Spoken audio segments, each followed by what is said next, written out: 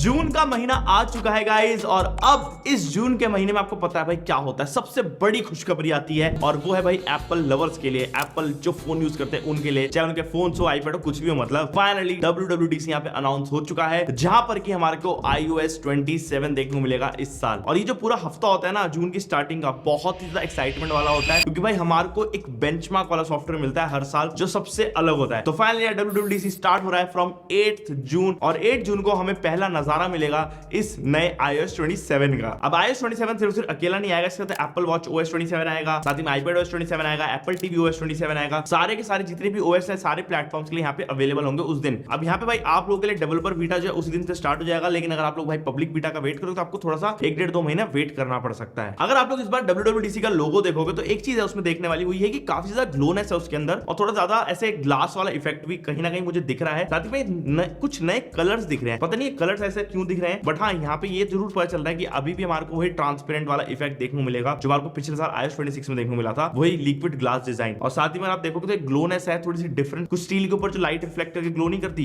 कुछ वैसा इफेक्ट आ रहा है। काफी चीजें होती है जो एप्पल के इस लोगो के अंदर छुपी होती है, जब भी कोई नया इवेंट आने वाला होता है या फिर कोई भी ऐसे चीजें लॉन्च होने वाली होती है, तो इसको ध्यान से देखा करो, आपको बहुत चीजें बचल जाएंगी अगर आपको दिमाग काफी ज्यादा तेज हुआ। WWDC आपको पता है यहाँ पे 8 जून से लेकर 12 जून तक चलेगा। स्टार्टिंग के मंडे वाले दिन ही हमारे को यहाँ पे iOS 27 मिल जाएगा। अब क्या क्या चेंजेस होंगे जल्दी जल्दी बताता हूँ। इस बार जो है AI के ऊपर बहुत ज्यादा बड़ा हाथ होने वाला है एप्पल का, क्योंकि भाई आपको पता होगा पिछले कुछ सालों के अंदर AI के मामले में एप्पल ने इतना दिमाग खराब किया कि क्या ही बोलूं, सब लोग भाई परेशान हो गए। इवन एक चीज सबसे बड़ी पता है क्या हुई है, सीरी को बोला गया था भाई AI बहुत तगड़ा होगा, काफी क्रेजी होगा, और इसके चलते भाई यूएस के अंदर काफी लोगों ने फोन खरीदे थे, और उनमें से किसी एक सरफेरे कस्टमर ने जाके भाई केस डाल दिया एप्पल के ऊपर, और अब एप्पल को भाई हर एक यूजर को पैसा देना पड़ रहा है। अराउंड $25 से लेकर $95 तक भाई एप्पल को खर्च करने पड़ेंगे। पूरी जो सेटलमेंट है वो $250 मिलियन के अंदर यहाँ पे कंप्लीट हुई है, जो कि बहुत ज्यादा बड़ा अमाउंट होता है। और अब हमारे को लीक्स में पता चला है कि इस साल ये लोग AI के ऊपर थोड़ा ज्यादा काम करके लेकर आ रहे हैं कुछ अलग, और पिछले 2-3 सालों के अंदर AI के ऊपर कुछ भी काम नहीं कर पाए, जबकि दूसरी ब्रांड सैमसंग, वीवो, ओप्पो जैसी ब्रांड से बहुत ज्यादा काम कर लिया है। तो एप्पल को इस बार कुछ ना कुछ तो करना पड़ेगा। तो आपको मिलने वाला है इस बार द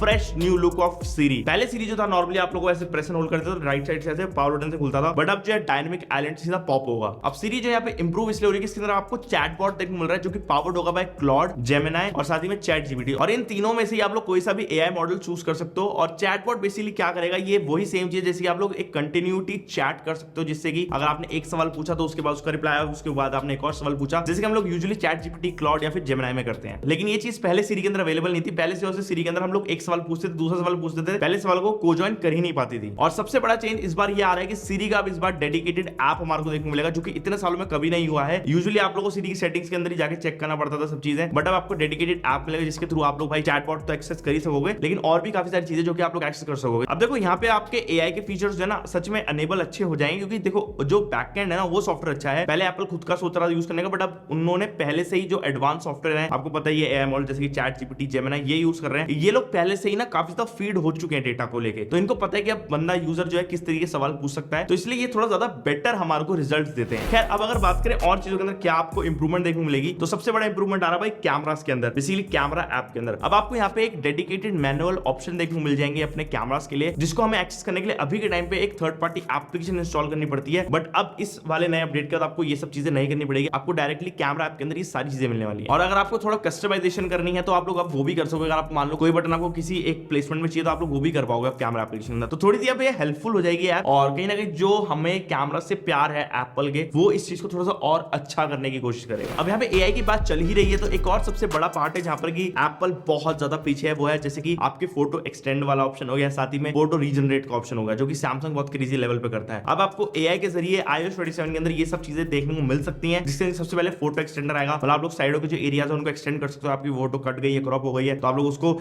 जनरेट कर सकते हो वाया AI। साथ ही सेकंड आपको अब जो है AI रीफ्रेम देखने को मिल जाएगा, जो कि हमारे को दूसरे चाइनीज काउंटर पार्ट स्मार्टफोन में बहुत ज्यादा मिलता है। वो अपने अभी फ्रेम को सेट कर देता है ताकि आपको एक बेटर फोटो दिख सके। तो ये सब चीजें जो है इस बार एप्पल अपने फोन पे देने वाला है, और लेट्स सी ये किस तरीके से काम करती है, क्योंकि मैं तो काफी ज्यादा एक्साइटेड हूं भाई एप्पल के इस AI मॉड्यूल को पूरा देखने के लिए। अच्छा आपको याद होगा एप्पल ने ना एक प्लेग्राउंड नाम से एप्लीकेशन निकाल दी, जिसमें हम लोग ना डिफरेंट एवटार बना सकते थे। ये जो एवटार्स थे थोड़े कार्टूनिश स्टाइल के अंदर आते थे, बट अब जो है ये वाला जो एवटार्स है ये थोड़े डिफरेंट आएंगे, ये रियलिस्टिक रहेंगे, जैसे हमारी एक खुद की फोटोज रहती हैं, कार्टूनिश अवतार नहीं आएंगे नॉर्मली। अब आप लोगों को और ज्यादा बेटर रिजल्ट्स मिल पाएंगे, और ये एक अगेन बड़ा अपडेट है मेरे हिसाब से, क्योंकि यार हम लोगों को प्लेग्राउंड के अंदर ना इतना यूज करने की ऑप्शंस मिले ही नहीं थे। क्योंकि अगर आप ऐप देखोगे अभी बहुत छोटी सी है, न्यू एज पे क्लिक करो, आप एक बंदे की फोटो सेलेक्ट करो और उसके ऊपर मल्टीपल फोटोज क्रिएट कर देता है। बट अब अगर ये नया वाला जो अपडेट आता है जिसके अंदर रियलिस्टिक फोटोज आएंगी, उसका तो मेरे हिसाब से बहुत सारी फोटोज और तगड़ी आने वाली है। अब कीबोर्ड के अंदर भी यहाँ पे आपको थोड़ा सा अपग्रेड देखने को मिलेगा। अब आपको जो है ना, जो सजेशंस पहले आते थे वो थोड़े ज्यादा बेटर आएंगे। साथ ही में पहले हमारे को क्या होता था कि अगर हम लोगों ने कुछ लिखा है तो हमारे को सिंपल एक वर्ड को रिप्लेस करने का ऑप्शन दे देता था, बट अब जो आपको पूरा पैराग्राफ को रिप्लेस करने का ऑप्शन मिलेगा, किस तरीके से आप उस पैराग्राफ को बेटर तरीके से लिख सकते हो, तो आपको वो ऑप्शन से मिल जाएंगे। यहाँ पे काफी ज्यादा सही चीज है कि आप लोग एक मेल ड्राफ्ट कर रहे हो या फिर आप एक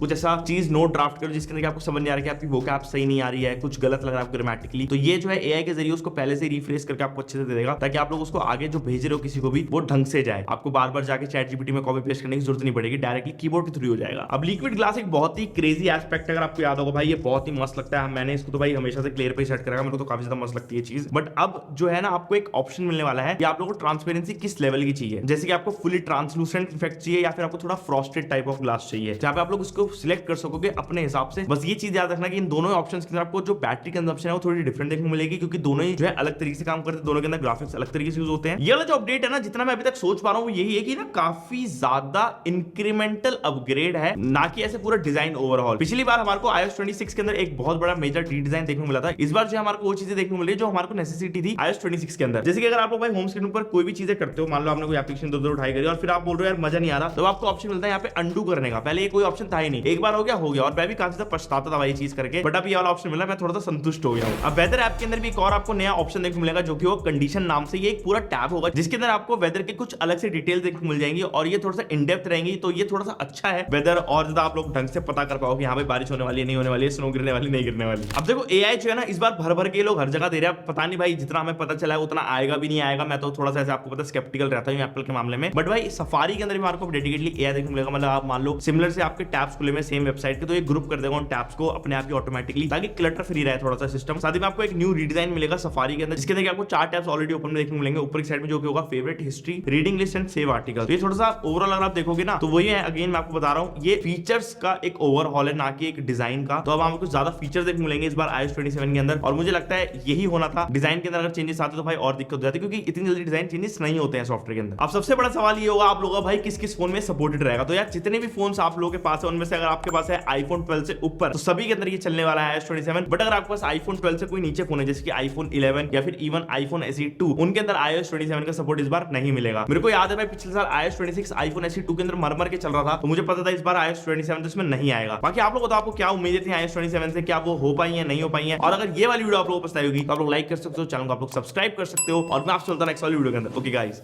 बाय बाय।